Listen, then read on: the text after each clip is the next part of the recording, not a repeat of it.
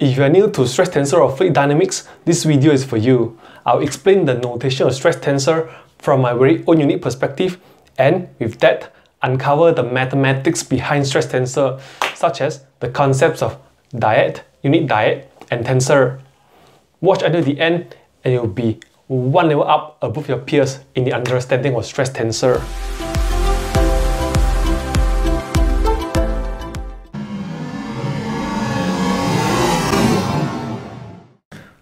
The stress tensor has 9 components. Each component is a momentum flux which has the unit of stress, Newton per meter squared, and each component has 2 subscripts. We already know that these subscripts denote directions, but what are those directions? Let's check it out, taking sigma yx as an example. The subscripts tell us 2 things. First, the cause, and second, the effect of the momentum flux. First, the cause. From this notation, we can tell that the cause of this sigma yx flux is x momentum transfer in the y direction. In this cause interpretation, the first subscript denotes the transfer direction and the second subscript denotes the flow direction of the momentum source. On the other hand, the same notation tells us the effect of this sigma yx flux. That is, x direction force acting on the y plane. In this effect interpretation, the first subscript is the momentum receiving plane and the second subscript is the direction of the resultant force. Now try to look closely at the cause and effect interpretation for each subscript. You'll find some interesting facts. First, looking at the cause and effect for the first subscript, we see that the I-plane is the only sink that receives all the momentum transfer in the I direction. Remember that there is not only one I-plane, but an infinite number of I-planes along the I direction. We will look at the definition of I-plane very soon after this. Next, looking at the cause and effect for the second subscript, we see that the fluid flow in the J direction can produce force in the J direction only. The force can be shear force or normal force, but it's all directed in the J direction only because it is produced by the J direction flow. I want you to take note of the difference between the stress tensor for solid mechanics and that for fluid mechanics. Although both the stress tensors take the same form and notation, there is no momentum flux within the solid. Therefore, only the effect interpretation is valid for the solid stress tensor, whereas sigma yx means x direction force acting on the y plane. What is y plane? This is y plane. It's the plane that is perpendicular to the y-axis. That is the plane with the unit normal vector EY. Similarly, x-plane is the plane perpendicular to the x-axis and z-plane is perpendicular to the z-axis. In mathematics, the orientation of a plane is defined by the unit normal vector. So a plane is identified by its unit normal vector. The cause is actually a momentum flux and the effect is actually a force. As cause produces effect, momentum flux produces force. In fluid mechanics, the term stress is used to denote the combined phenomena of the causal momentum flux. The term stress is used to denote the combined phenomena of the causal momentum flux and the resultant force. If you are unhappy with the difference in the units, then you can say momentum flux produces normalized force. In the end, if you want to join the cause and effect in one statement, we can say that sigma yx is the stress that is caused by the x momentum transfer in the y direction to produce x direction force acting on the y plane. To generalize, we can say that sigma ij is the stress that is caused by the j momentum transfer in the I direction to produce j direction force acting on the I plane. To be more specific, sigma ij is not the stress, but the magnitude of the stress that is caused by the j momentum transfer in the I direction to produce j direction force acting on the I plane.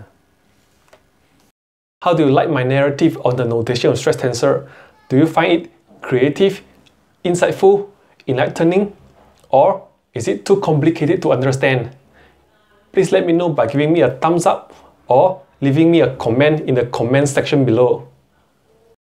To better understand the notation of stress tensor, we need to take a look at the mathematics behind the stress tensor.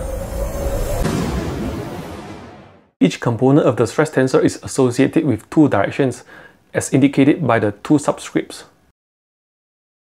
However, sigma ij remains a scalar despite the subscript I and j to indicate directions. How can directions be incorporated into this scalar? Yes, by multiplication with unit vectors. Because there are two directions here, two unit vectors are used. As shown here, the unit vectors for sigma yx is ey ex in this order as with the subscript notation. Ey ex means ey multiplies ex. How should we call this product? We need some mathematics here. There are four types of products of vectors. Ey dot ey gives a unit scalar, which is 1. Ey cross ex gives a unit vector. Ey ex gives a unit dyad. So the product of two unit vectors are known as a unit dyad. In physics and mathematics, a unit dyad is the product of two unit vectors to indicate the two directions of a quantity. In this case, the two directions of the stress. One important property of dyadic product is that the order of appearance of the two unit vectors matters. Therefore, the unit dyads Eyex and Exey are different. The order of appearance is important because they indicate the direction of different subquantities. As discussed before, we have a total of 9 unit dyads possible. In physics and mathematics, a quantity with one magnitude and two directions is called a dyad or a tensor. Each component of the stress tensor is associated with one magnitude and one unit dyad, yielding a total of 9 dyads or 9 tensors.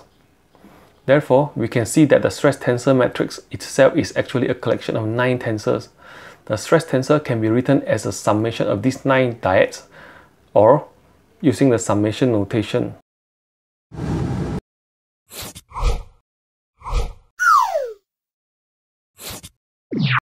A dyad, sigma ij, Eij, is the stress caused by the j momentum transfer in the I direction to produce j direction force acting on the I plane.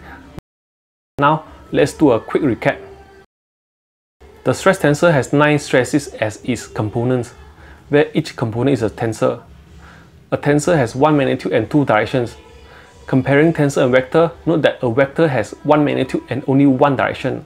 For the stress tensor, the two directions are the direction of the causal flux and the direction of the resultant force. That's all for my story on the notation and mathematics of stress tensor. I hope you like this video. Please support this channel by hitting the like and share buttons. Also, let me know in the comment section below whether you are one level up above your peers in the understanding of stress tensor after watching this video. If you are not, don't worry. At least you are half level up, right?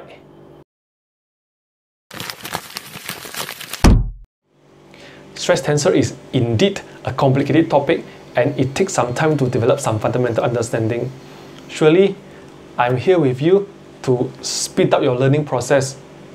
Be sure to subscribe to my channel, watch and rewatch my videos, and I believe over time you will achieve your learning goal.